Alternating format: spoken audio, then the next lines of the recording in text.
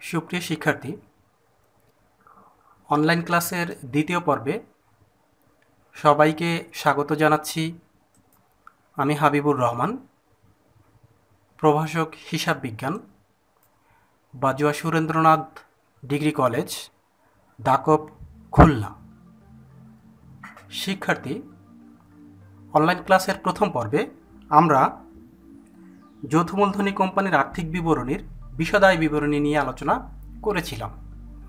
আশা করছি তোমরা সেটা বুঝতে পেরেছ। আজকে আমরা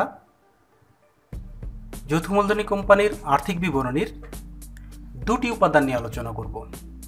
একটি হচ্ছে শেয়ার হোল্ডারদের মালিকানা সত্ত্ব বিবরণী, অন্যটি হচ্ছে আর্থিক অবস্থার বিবরণী। তোমাদের বোঝার সুবিধার্থে তোমাদের সামনে আমি শেয়ার হোল্ডারদের মালিকানা সত্ত্ব বিবরণী একটা ছক উপস্থাপন করেছি।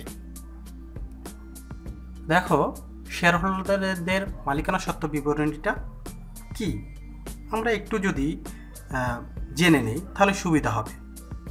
ব্যবসায়ের মোট সম্পদের উপর মালিক পক্ষের যে দাবি সেটি হচ্ছে মালিকদের সত্ত্ব বা মালিকানা সত্ত্ব। যেহেতু যৌথ মূলধনের কোম্পানির মালিক হচ্ছেন শেয়ার হোল্ডারগণ, সেহেতু এই শেয়ার হোল্ডারগণ হিসাব বছর শেষে ব্যবসায় তাদের মালিকানা সত্ত্বের পরিমাণ জানতে চায়। এই জন্যই মূলত মালিকানা সত্ত্ব বিবরণীটা তৈরি করা হয়।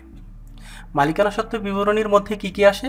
মূলধন আসবে, সঞ্চিতি এবং উদ্বৃত্ত সমূহ আসবে।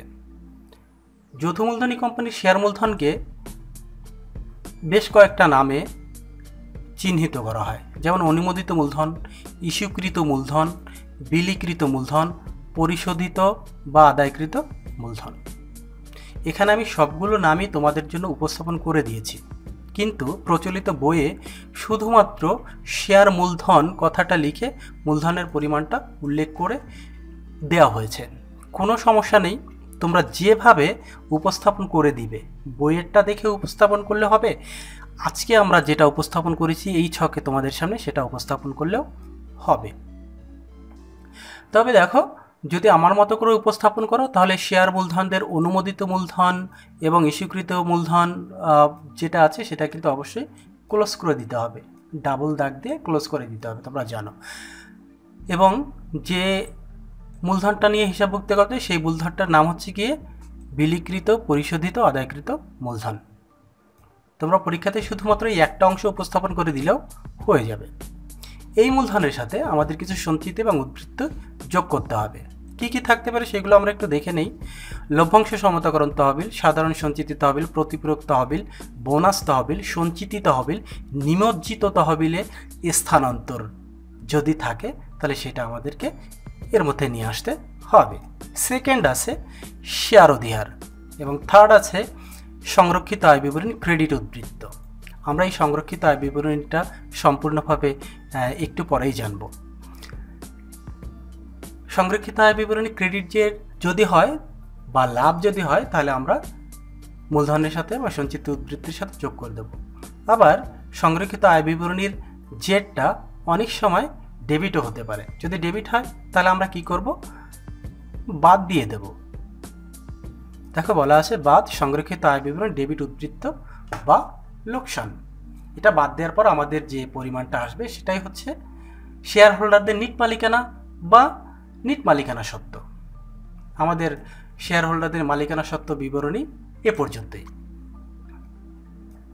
এরপরে দেখো, আমরা এই ছকের মধ্যে একটা হেডিং করেছিলাম, সেটা হচ্ছে সংরক্ষিত আয় বিবরণী ক্রেডিট উদ্বৃত্ত বা ডেবিট উদ্বৃত্ত।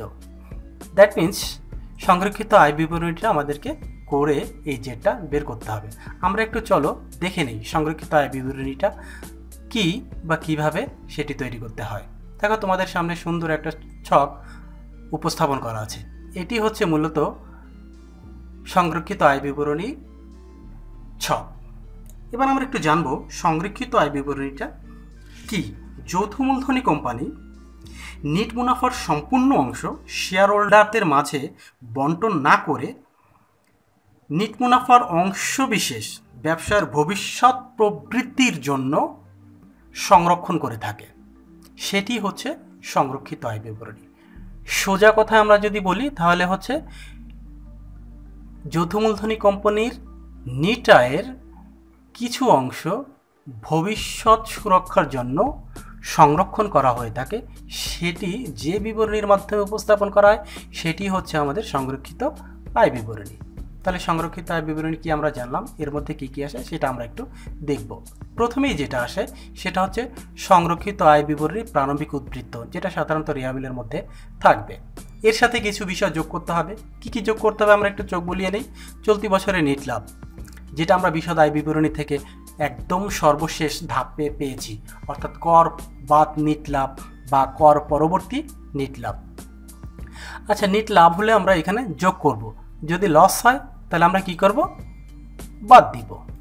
আচ্ছা, সংরক্ষিত আয় বিবরণী প্রারম্ভিক জেরের সাথে আর কি কি বিষয় যোগ করতে হবে একটু দেখে নিই। পুরাতন আয়কর সঞ্চিতি, যেটা রেয়ামিলের মধ্যে থাকবে সেটি, ফেরত প্রাপ্ত আয়কর, আয়কর ফেরত, আয়কর রেয়াত, লভ্যাংশ প্রত্যাহার বা ফেরত, দাবিহীন লভ্যাংশের অবলোপন, সঞ্চিতি তহবিল থেকে উত্তোলন। এই বিষয়গুলো আমাদেরকে সংরক্ষিত আয় বিবরণীর প্রারম্ভিক উদ্বৃত্তির সাথে যোগ করতে হবে। যোগ করলে আমরা যে অ্যামাউন্টটা পাবো সেইটার নাম হচ্ছে মোট বন্টন ও সমন্বয়যোগ্য আয়। সৃজনশীল কোয়েশ্চেনে যদি এরকম একটা কোয়েশ্চেন হয়ে যায়, মোট বন্টন এবং সমন্বয়যোগ্য আয় কত, তাহলে আমরা এই অংশটুকুন করে দেব। করে দিলে আমরা সেই প্রশ্নের উত্তরটা পেয়ে যাব। আচ্ছা, এর থেকে আমাদের কি কি জিনিস বাদ দিতে হবে একটু দেখে নেই।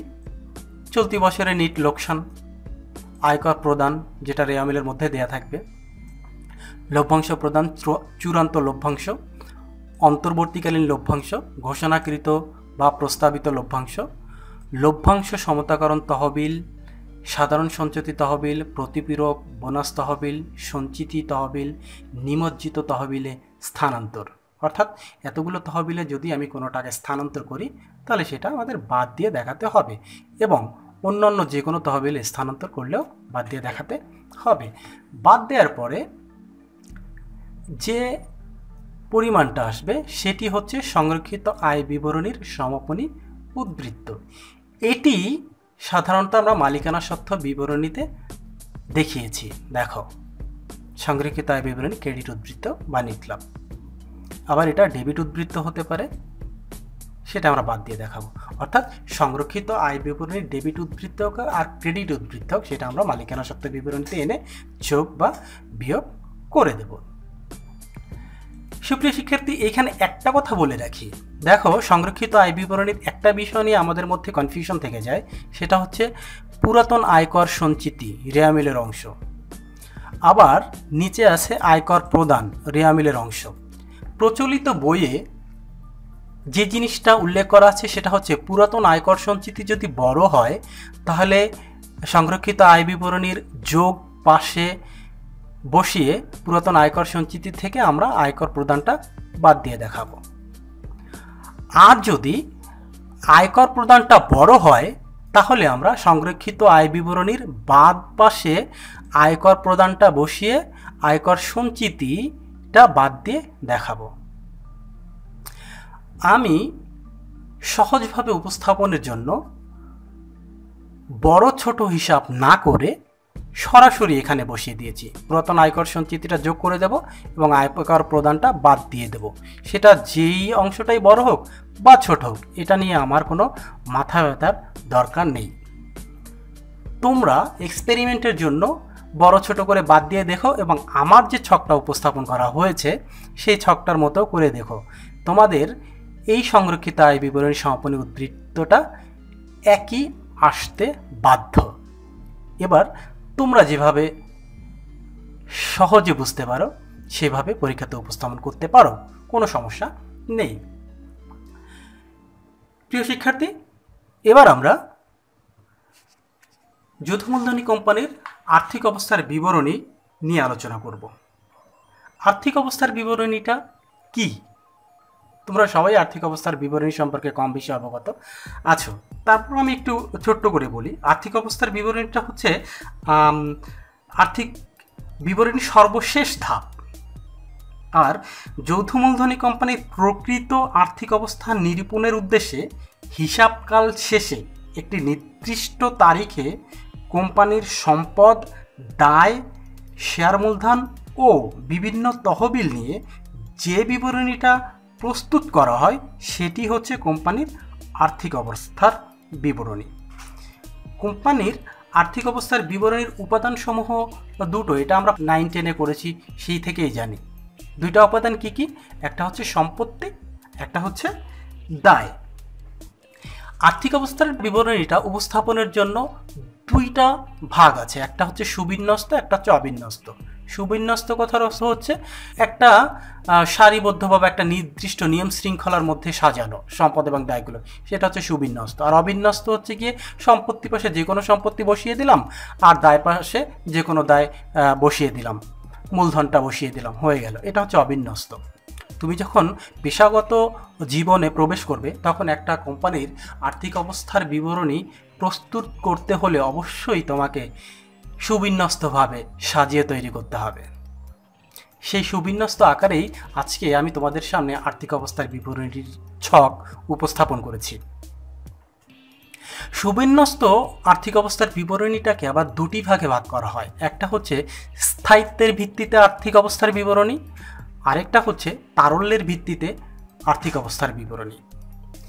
স্থায়িত্বের ভিত্তিতে আর্থিক অবস্থার বিবরণীটা হচ্ছে গিয়ে যে সম্পত্তি বা দায়গুলো অধিকতর স্থায়ী সেইগুলোকে আগে বসানো, এবং যে সম্পত্তি বা দায়গুলো একটু কম স্থায়ী সেগুলোকে পরে বসানো।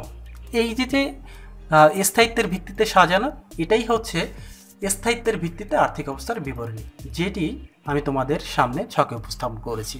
দেখো, সম্পত্তি সময় প্রথমে আমরা লিখেছি স্থায়ী সম্পত্তি। স্থায়ী সম্পত্তির মধ্যে প্রথম এবং প্রধান এবং সবচেয়ে বেশি স্থায়ী সম্পদের নাম হচ্ছে সুনাম, ইজারা সম্পত্তি, পেটেন্ট বা ট্রেডমার্ক।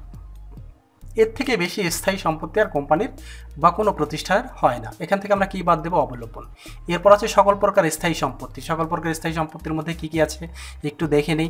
আসবাবপত্র, সরঞ্জাম, বিলিয়ার্ড টেবিল, ইমারত, দালান কোঠা, প্রিমিসেস, যন্ত্রাংশ, মোটর গাড়ি ইত্যাদি। এর সাথে আমরা যোগ করব কি কি? নতুন ক্রয় যদি থাকে সেটা যোগ করব, নতুন করে সম্প্রসারণ যদি করে থাকি সেটা যোগ করব, নতুন কোনো উন্নয়ন থাকলে সেটা আমরা যোগ করব, এবং বাদ দেবো হচ্ছে পুঞ্জীভূত অপচয়। এগুলো বাদ দেওয়ার পর আমরা যেটা পাবো সেটা হচ্ছে মোট স্থায়ী সম্পত্তি। পরীক্ষাতে সৃজনশীল কোশ্চেন হতেই পারে মোট স্থায়ী সম্পত্তির পরিমাণ কত নির্ণয় করো, তাহলে আমরা এই ছকের এই অংশটুকুন দেখেই বুঝতে পারবো যে মোট স্থায়ী সম্পত্তিটা কীভাবে বের করা যায়। এরপরে আসি দীর্ঘমেয়াদী বিনিয়োগ। দীর্ঘমেয়াদী বিনিয়োগের মধ্যে কি কি আছে সেটা একটু দেখে নেই। ঋণপত্র ক্রয়, সরকারি পেপার নোট সিকিউরিটিস ক্রয়, বাণিজ্যিক সিকিউরিটি বা কোম্পানির শেয়ার বা বন্ড ইত্যাদি ক্রয়, ট্রাস্ট সিকিউরিটি, দীর্ঘমেয়াদের বিনিয়োগ, স্থাবর সম্পত্তিতে বিনিয়োগ। এই সবগুলোই আমাদের কিসের মধ্যে পড়ে? দীর্ঘমেয়াদী বিনিয়োগের মধ্যে। এগুলো যোগ করলে আমরা পাবো কি? মোট দীর্ঘমেয়াদী বিনিয়োগ। এটা একটা সৃজনশীল কোয়েশ্চেন হতে পারে যে মোট দীর্ঘমেয়াদী বিনিয়োগের পরিমাণ কত, তাহলে আমরা এই অংশটুকুন করলেই সেই উত্তরটা পেয়ে যাব। এরপরে আসি আমরা চলতি সম্পত্তিতে। চলতি সম্পত্তি সম্পর্কেও আমরা সবাই মোটামুটি জানি। প্রথমেই যেটা আসবে সেটা হচ্ছে নগদ তহবিল, তারপরে ব্যাংকে জমার উদ্বৃত্ত, তারপর সকল প্রকার অগ্রিম প্রদত্ত খরচ। কি কি হতে পারে? যেমন অগ্রিম ভাড়া থাকতে পারে, অগ্রিম বেতন হতে পারে, অগ্রিম কর ও অভিকর হতে পারে ইত্যাদি। আবার সকল প্রকার বকেয়া আয়সমূহ কি কি হতে পারে?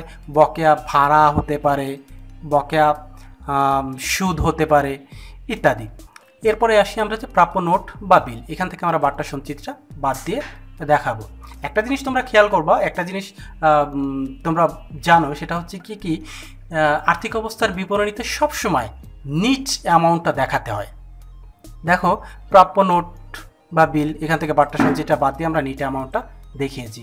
শুরুতেও যেমন দেখো, স্থায়ী সম্পত্তি যেগুলো আমরা পেয়েছি সেখান থেকে অবলোপন বা অবচয়টা বাদ দিয়ে আমরা দেখিয়েছি। অর্থাৎ আর্থিক অবস্থার বিবরণীতে যে তথ্যগুলো বা উপাদানগুলো উপস্থাপন করা হয় সেটা অবশ্যই নিট অ্যামাউন্ট হতে হবে। আচ্ছা, এরপরে কি থাকতে পারে? ভ্যাট চলতি হিসাব। এরপরে কি থাকতে পারে? অব্যবহৃত মজুদ, মনিহারি বা সরবরাহ সামগ্রী, বীমা কোম্পানির নিকট প্রাপ্য হিসাব, যেটা আমরা দেনাদার হিসাবে চিনি। এর সাথে যোগ হবে অলিখিত বিক্রয়, বাদ যাবে কি? অনাদায়ী দেনা সঞ্চিতি, বার্তা সঞ্চিতি ইত্যাদি। বাদ দেওয়ার পর যেটা থাকবে সেটা হচ্ছে আমাদের নিট প্রাপ্য হিসাব। দেখো পরীক্ষাতে শুধুমাত্র 2 মার্কের যদি কোনো সৃজনশীল কোয়েশ্চেন হয় তাহলে কিন্তু এটা হতে পারে যে প্রাপ্য হিসাবের পরিমাণ কত বা নিট প্রাপ্য হিসাবের পরিমাণ কত, তখন কিন্তু আমাদের এই ছকের এই অংশটুকুন করে দিলেই আমরা 2 মার্কের একটা উত্তর পেয়ে যাব। সর্বশেষ কি আছে? সমাপনী মজুত পণ্য। আমরা বিশদায় বিবরণী যখন করেছিলাম তখন তোমাদেরকে একটা কথা বলেছিলাম যে সমন্বয়ে থাকলে আগুনে বিনষ্ট পণ্য বাদ যাবে, অর্থাৎ এখানেও তাই সমাপনী মজুত পণ্যটা আমরা কোন মূল্যে দেখাবো? সমন্বিত মূল্যে। আচ্ছা, এরপরে দেখো আমরা তাহলে শুরু থেকে কি কি বের করলাম? মোট স্থায়ী সম্পত্তি, দীর্ঘমেয়াদী বিনিয়োগ, মোট চলতি সম্পত্তি। এরপরে আমাদের আরেকটা হেডিং আছে, সেটা হচ্ছে অসমন্বয়কৃত ব্যয় বা অবলোপনযোগ্য ব্যয়। এটাকে অনেকে আবার অলিক সম্পত্তি বা ভুয়া সম্পত্তি হিসাবে অভিহিত করে। তুমি যাই ধরো না কেন হয়ে যাবে। কি কি আছে এর মধ্যে একটু দেখি। প্রাথমিক খরচাবলী, শেয়ার অবলেখন ব্যয়, অবলেখকের দস্তরি, ঋণপত্রের অবলেখন ব্যয়। এর থেকে বাদ যাবে কি? অবলোপন। তারপরে কি আছে? বিলম্বিত বিজ্ঞাপন, শেয়ার অবহার বা বাট্টা, ঋণপত্রের অবহার বা বাট্টা, সংরক্ষিত আয় বিবরণী ডেবিট উদ্বৃত্ত বা লোকসান। এখন এখানে একটা কোয়েশ্চেন আসতে পারে, স্যার আমি তো সংরক্ষিত আয় বিবরণীর কোনো উদ্বৃত্তটা মালিকানা সত্ত্ব বিবরণীর মধ্যে দেখিয়ে এসেছি, তাহলে এখানে কেন দেব? যদি তোমাদেরকে মালিকানা সত্ত্ব বিবরণীটা আলাদাভাবে প্রস্তুত করতে বলে সেক্ষেত্রে তোমাকে এই কথাটা এখানে উল্লেখ করতে হবে না, কারণ এটা তুমি অলরেডি মালিকানা সত্ত্ব বিবরণীতে উপস্থাপন করে এসছো। আশা করি বুঝতে পারছো। ফাইন, তাহলে আমরা যে 4টা হেডিংয়ের মোট অ্যামাউন্ট পেলাম সেগুলো একটু দেখে আসি। একটা হচ্ছে মোট স্থায়ী সম্পত্তি, একটা হচ্ছে গিয়ে দীর্ঘমেয়াদী বিনিয়োগের মোট, তৃতীয়টা হচ্ছে মোট চলতি সম্পত্তি এবং চতুর্থটা হচ্ছে গিয়ে মোট অসমন্বয়কৃত বা অবলোপনযোগ্য ব্যয়। এই 4টা যোগ করলে আমরা যেটা পাবো সেটা হচ্ছে মোট সম্পত্তি সমূহ। এরপর দেখো সম্পত্তির কাজ শেষে আমরা কি করব? শেয়ার হোল্ডারদের সত্ত্ব বা দায় সমূহ, সেটা আমরা একটু দেখব। শেয়ার হোল্ডারদের সত্ত্ব সম্পর্কে তোমরা অলরেডি জেনে গেছো। কি জেনে গেছো? মালিকানা সত্ত্ব বিবরণী আমরা যেহেতু করে এসেছি সেই তথ্যটাই এখানে উপস্থাপন করা আছে।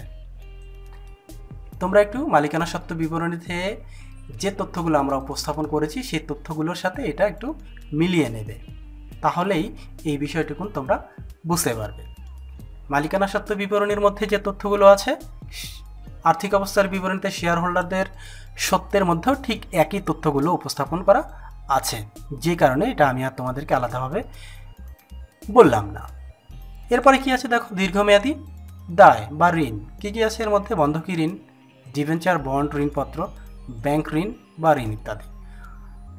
আমরা স্বাভাবিকভাবে একটা জিনিস জানি, যদি পার্সেন্টেজ আকারে কোনো ঋণ থাকে সেটাও দীর্ঘমেয়াদী ঋণের মধ্যে আসবে, অবশ্যই আসবে, কোনো সমস্যা নেই। এরপর দেখো চলতি দায়। চলতি দায়ের মধ্যে তোমরা সব কিছু জানো, সকল প্রকার বকেয়া ব্যয়সমূহ। কী কী ব্যয় হতে পারে?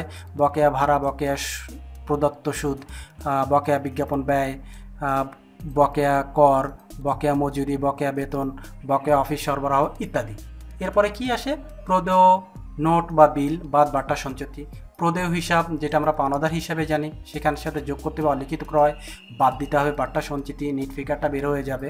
এরপরে ব্যাংকে জমাতিরিক্ত, ঘোষণাকৃত বা প্রস্তাবিত লভ্যাংশ, দাবিহীন লভ্যাংশ ইত্যাদি। এইগুলো যোগ করলে আমরা কি পেয়ে যাব? চলতি দায়। মোট চলতি দায়টা আমরা পেয়ে যাব।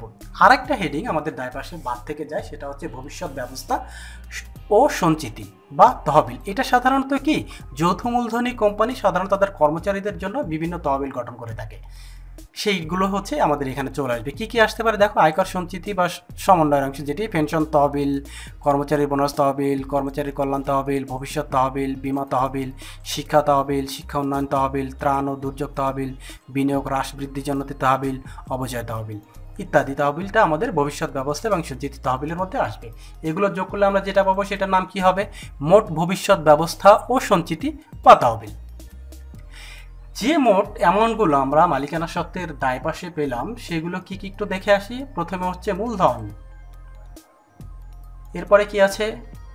মোট সঞ্চিতি এবং উদ্বৃত্ত সমূহ। এরপরে কি আছে? মোট দীর্ঘমেয়াদী দায়। এরপরে কি আছে? মোট চলতি দায়। এরপরে আছে হচ্ছে মোট ভবিষ্যৎ ব্যবস্থা ও সঞ্চিতি তহবিল। এই হেডিংগুলো যোগ করে আমরা যেটা পাবো সেটাই হচ্ছে আমাদের মোট শেয়ার হোল্ডারদের সত্ত্ব বা দায়সমূহ। আর্থিক অবস্থার বিবরণী ক্ষেত্রে আমরা অবশ্যই জানি সম্পত্তি এবং দায় পাশটা মিলে যাবে, আমাদের এক্ষেত্রেও তাই মিলতে বাধ্য। প্রিয় শিক্ষার্থী, আজকে যতটুকু আলোচনা করলাম আশা করছি তোমরা সবাই বুঝতে পেরেছ। পরবর্তী ক্লাসে আমি বিগত যে দুটো পর্ব হলো সেই দুটো পর্বের আলোকে কিছু গাণিতিক সমস্যা সমাধান নিয়ে আলোচনা করব। যদি বিগত দুটো ক্লাসে তোমাদের বোঝার কোথাও কোনো সমস্যা থেকে থাকে তোমরা অবশ্যই কমেন্ট করে জানাবে, আমি সেটার সমাধান করার জন্য যথাসাধ্য চেষ্টা করব। যতক্ষণ পর্যন্ত না আমাদের অনলাইনের তৃতীয় পর্ব আসছে ততক্ষণ পর্যন্ত আশা করছি সবাই ভালো থাকবে, সুস্থ থাকবে। সেই কামনায় আজকের ক্লাস এখানেই শেষ করছি। ধন্যবাদ সবাইকে।